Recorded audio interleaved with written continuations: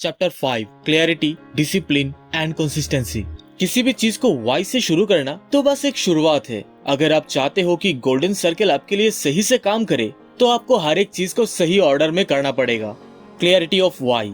आप जो भी कर रहे हो वो क्यों कर रहे हो ये जानना आपके लिए बहुत जरूरी है।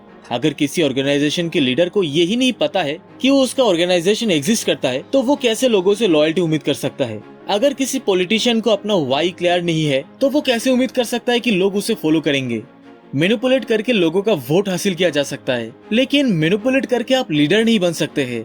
लीडर बनने के लिए आपको लोगों को इंस्पायर करना पड़ेगा, और लोगों को इंस्पायर करने के लिए सबसे पहले आपका वाई क्लियर होना चाहिए। Discipline of how. वाई जानने के बाद आपको हाउ पे फोकस करना पड़ेगा। हाउ का मतलब आपके कुछ वैल्यूज और प्रिंसिपल्स, जिसकी मदद से आप अपने काम के जो पर्पस है उसे रियल लाइफ में इम्प्लीमेंट करोगे। अपने वैल्यूज और प्रिंसिपल पे डिसिप्लिन होने से आप अपने ऑर्गेनाइजेशन के काम करने की जो नेचुरल स्ट्रेंथ है उसे इंक्रीज कर पाओगे। कभी कभी हम अपने वैल्यूज जैसे कि इंटीग्रिटी, ऑनेस्टी, इनोवेशन, कम्युनिकेशन, ये सारी चीजें खुद को याद दिलाने के लिए वॉल पे लिख के रखते हैं। ऑथर के हिसाब से ऐसे लिखने से हम अपने बिजनेस सिस्टम को बना नहीं सकते हैं, क्योंकि ये सारी चीजें नाउन्स है and nouns are not actionable. अगर आप किसी से कहे a little more innovation today if you please, अब इस बात का क्या मतलब बनता है। इसलिए आपके वैल्यूज और प्रिंसिपल्स को इफेक्टिवली काम करने के लिए आपको वर्ब का इस्तेमाल करना पड़ेगा। For example, it's not integrity, it's always do the right thing. It's not innovation, it's look at the problem from a different angle. अपने वैल्यूज को वर्ब में डिस्क्राइब करने से आपको किसी भी सिचुएशन में एक्ट करने के लिए क्लियर आइडिया मिलेगा। Consistency of what. व्हाई आपका बिलीफ है। हाउ की मदद से आप अपने उस बिलीफ को रियल लाइफ में इम्प्लीमेंट करने के लिए जो जो एक्शन लेते हो उन एक्शन का रिजल्ट है व्हाट। आपको अपने व्हाट को लेके कंसिस्टेंट होना चाहिए, क्योंकि कंसिस्टेंट होने से आप जो भी चीजें बिलीव करते हैं उस बारे में लोग जानेंगे, और जितना ज्यादा लोग आपके बारे में जानेंगे लोगों का डाउट उतना ही कम होता जाएगा। इसलिए आपको कंसिस्टेंट होना पड़ेगा। ऑथेंटिक होने के लिए तो सभी बात करते हैं, और ये ऑथेंटिसिटी आता है व्हाट लेवल पे ही। रिसर्च कहता है लोग ऑथेंटिक ब्रांड के साथ बिजनेस करना पसंद करते हैं, लोग ऑथेंटिक कैंडिडेट्स को वोट देना पसंद करते हैं। लेकिन आप ऑफिस में जाके ही किसी से कैसे कह सकते हैं कि from now on please a little more authenticity. कोई लीडर कैसे ऑथेंटिकली एक्ट करेगा। आप जो भी चीजें कर रहे हो अगर उसका पर्पस यानी वाई ही आपको पता नहीं है तो ये इंस्ट्रक्शन देना ही बेकार है। गोल्डन सर्कल में ऑथेंटिसिटी का मतलब है आप जो भी कहते हो और करते हो आप खुद उस चीज में बिलीव करते हो। आपको सिर्फ अच्छी प्रोडक्ट बेचने पे ही सक्सेस मिलेगा इसका कोई गारंटी नहीं है, क्योंकि authenticity can not be achieved without clarity of why, और ऑथेंटिसिटी बहुत मैटर करता है।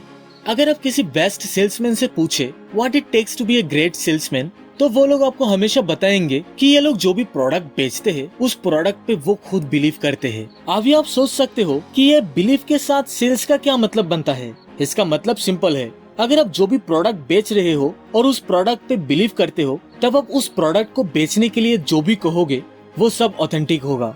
ऑथेंटिसिटी से स्ट्रॉन्ग रिलेशनशिप बनते हैं, रिलेशनशिप से ट्रस्ट बनते हैं, और ट्रस्ट से लॉयल्टी आता है। सक्सेस के लिए आपको ऑथेंटिसिटी की जरूरत नहीं है, लेकिन अगर आप लॉन्ग लास्टिंग सक्सेस पाना चाहते हैं तो आपको ऑथेंटिक होना ही पड़ेगा। और without why any attempted authenticity will almost always be inauthentic. If you don't know why you can't know how. San Antonio के एक बिजनेसमैन रोलिन किंग ने टेक्सास में शॉर्ट हॉल फ्लाइट चालू करना चाहते थे जो डैलास, ह्यूस्टन और सैन एंटोनियो में ट्रैवल करने वाला है। उनके उस जर्नी में एक डिवोर्स लॉयर हार्व खेलाहर उनका साथ देने वाला है। किंग और खेलाहर एक दूसरे के बिल्कुल अपोजिट थे। पहले तो खेलाहर ने किंग के आइडिया को डम कहा, लेकिन किंग ने कुछ समय बाद खेलाहर को सक्सेसफुल इंस्पायर कर पाए। इसके 4 साल बाद साउथ वेस्ट एयरलाइन ने डैलास से ह्यूस्टन में पहली बार उड़ान भरा। साउथ वेस्ट ने लो कॉस्ट एयरलाइन इन्वेंट नहीं किया था। साउथ वेस्ट ने पैसिफिक साउथ वेस्ट एयरलाइन से उसके आइडिया के साथ साथ नाम भी कॉपी किया। साउथ वेस्ट के पास फर्स्ट मूवर एडवांटेज भी नहीं था, लेकिन फिर भी साउथ वेस्ट हिस्ट्री में मोस्ट प्रॉफिटेबल एयरलाइन बने। साल 1970 की शुरुआत में ओनली 15% लोग ही एयर से ट्रैवल करता था, लेकिन साउथ वेस्ट का गोल वो 15% लोग नहीं थे, बल्कि उनका असली गोल था बाकी के 85% लोग। उस समय अगर कोई साउथ वेस्ट एयरलाइन से पूछता कि उनका कंपटीशन किसके साथ है, तो साउथ वेस्ट जवाब में कहते हमारा कंपटीशन कार और बस के अगेंस्ट है, we are the champion for the common man. और यही था उनका वाई, जिस वजह से उन लोगों ने इस एयरलाइन को स्टार्ट किया। 1970 में ER से ट्रैवल करना बहुत एक्सपेंसिव होता था और क्योंकि साउथ वेस्ट को कॉमन लोगों का चैंपियन बनना था, इसलिए इन लोगों का फ्लाइट लो कॉस्ट होना चाहिए था। साउथ वेस्ट से ट्रैवल करने में मजा आना चाहिए था और साथ ही में साउथ वेस्ट को सिंपल भी होना था ताकि 85% लोग उसे एक्सेस कर पाए। साउथ वेस्ट ने इन सभी चीजों को बहुत ही अच्छे से कर पाया और इसी तरीके से साउथ वेस्ट कॉमन लोगों के लिए चैंपियन बने। साउथ वेस्ट ने ऐसा कैसे कर पाया? साउथ वेस्ट ने ऐसा इसलिए कर पाया क्योंकि साउथ वेस्ट को अपना वाई क्लियरली पता था और ये लोग अपने हाउ को लेके डिसिप्लिन भी थे। 30 साल बाद साउथ वेस्ट की सक्सेस को देख के यूनाइटेड एयरलाइंस और डेल्टा एयरलाइंस ने अपना लो कॉस्ट प्रोडक्ट लॉन्च करने के बारे में डिसाइड किया। इन अप्रैल 2003 डेल्टा ने अपना लो कॉस्ट अल्टरनेटिव लॉन्च किया जिसका नाम था सॉन्ग और इसके एक साल के अंदर यूनाइटेड ने टेड लॉन्च करा। टेड और सॉन्ग दोनों ही चीप, फन और सिंपल था। दोनों ही साउथ वेस्ट से अच्छा था। इवन डेल्टा और यूनाइटेड एयरलाइंस सालों से एयरलाइन बिजनेस में था, लेकिन फिर भी टेड और सॉन्ग दोनों ही फेल हो गया। दोनों एयरलाइंस इसीलिए फेल हुए क्योंकि टेड और सॉन्ग क्यों एग्जिस्ट करता है ये उन एयरलाइंस को पता ही नहीं था। साउथ वेस्ट दुनिया का बेस्ट एयरलाइन नहीं है, इसका प्राइस भी हर वक्त चीप नहीं रहता है, लेकिन साउथ वेस्ट को अपना वाई क्लियरली पता था और इसीलिए साउथ वेस्ट ने लोगों को इंस्पायर कर पाए। Doing business is like dating. Imagine करो, ब्रैड नाम का आपका एक दोस्त आज एक बहुत ही खूबसूरत लड़की के साथ डेट पे गया है। ये इसका फर्स्ट डेट है और वो इस डेट के लिए काफी ज्यादा एक्साइटेड है। दोनों डिनर के लिए मिले और ब्रैड ने कुछ इस तरीके से बात करना चालू किया। मैं बहुत ही ज्यादा पैसे वाला हूँ, मेरे पास एक बड़े घर और एक खूबसूरत कार है, मैं बहुत सारे फेमस लोगों को जानता हूँ, मैं हर वक्त टीवी पे रहता हूँ, व्हिच इज गुड क्योंकि मुझे पता है कि मैं दिखने में बहुत अच्छा हूँ, मैंने अपने लिए बहुत कुछ कर लिया है। क्या लगता है ब्रैड को इस लड़की के साथ दूसरा डेट मिलेगा? बहुत ही कम चांस है कि ब्रैड को दूसरा डेट मिलेगा। हालांकि ब्रैड दिखने में बहुत अच्छा है, ब्रैड के पास अच्छा जॉब है और ब्रैड फेमस लोगों को भी जानता है, लेकिन फिर भी ब्रैड को दूसरा डेट शायद नहीं मिलेगा क्योंकि ब्रैड ने जो सारी बातें उस लड़की से कहा है वो सब व्हाट पे बेस्ड है और whats don't drive decision making.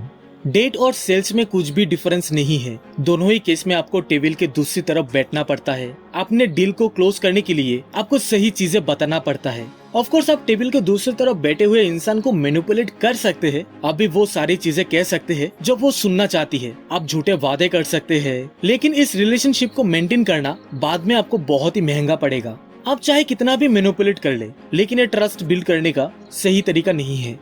अभी चलो ब्रैड को एक और बार फिर से डेट पे भेजते हैं, लेकिन इस बार ब्रैड व्हाट से नहीं बल्कि वाई से बात करना शुरू करेगा। पता है मुझे अपनी जिंदगी में सबसे ज्यादा क्या पसंद है? हर सुबह जब भी मैं नींद से उठता हूँ मैं वो सारी चीजें कर पाता हूँ जो मुझे अच्छा लगता है। मैं लोगों को भी ऐसी चीजें करने के लिए इंस्पायर कर पाता हूँ जो उन्हें करना पसंद है। ये इस दुनिया का सबसे अच्छा काम है।